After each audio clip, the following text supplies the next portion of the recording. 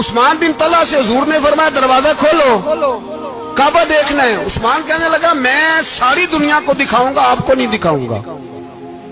کتنی سخت بات ہے، پر قربان جائیں رسول اللہ کے حوصلے پہ صلی اللہ علیہ۔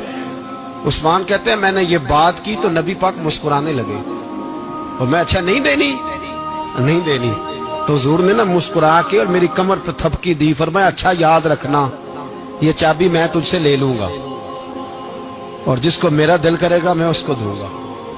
عثمان کہتے ہیں روز رات کو نبی پاک کے یہ جملے میرے کانوں میں گونجا کرتے تھے، گونجتے تھے کہ حضور نے فرمایا۔ کہتے ہیں جس دن پتا چلا نا نبی پاک 10,000 کا لشکر لے کے آ رہے ہیں،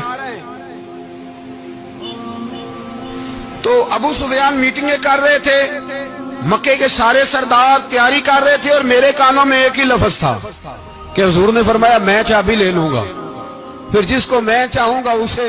عثمان کہتے حد ہو گئی، وقت گزر گیا، حضور آ گئے، طواف فرمایا، اور طواف کے بعد میرے نبی پاک علیہ السلام نے فرمایا بلاؤ نہ ذرا عثمان کو۔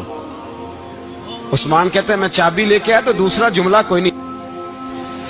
ساڑھے نا کوئی بندہ مشورہ دے وے دی نہ منیے تے جے کام مونجو ہو جے نا، جن جو نے مشورہ دیتا تھی تو نال ہی غوث پاک بن جاندا ہے۔ تینوں آکھیا سی نا، فوراً ہی داتا علی اجمیری ہو جاندا ہے۔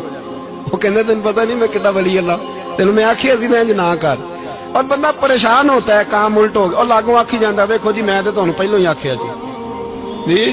عجیب بات ہے، شیخ چلی کی طرح پیچھے پڑ جائے گا، میں نے تو پہلے ہی کہا تھا۔ او بس کر یار، اب تو خواجہ معین الدین اجمیری ہو گیا، بس کرو۔ مشورہ ہی ہوتا ہے، کسی کا مل جاتا ہے اور کسی کا نہیں لیا جاتا۔ فوری طور پہ بندہ اٹھ کے نہ تو ولایت کی چوتھی سیڑھی پہ چڑھ جائے گا، کہے گا میں تو ابدال وقت ہوں، میں قطب دورہ ہوں، میں نے تجھے کہا نہیں تھا۔ اب بس کر یار، کئی دفعہ مشورے صحیح ہوتے ہیں، کئی دفعہ صحیح۔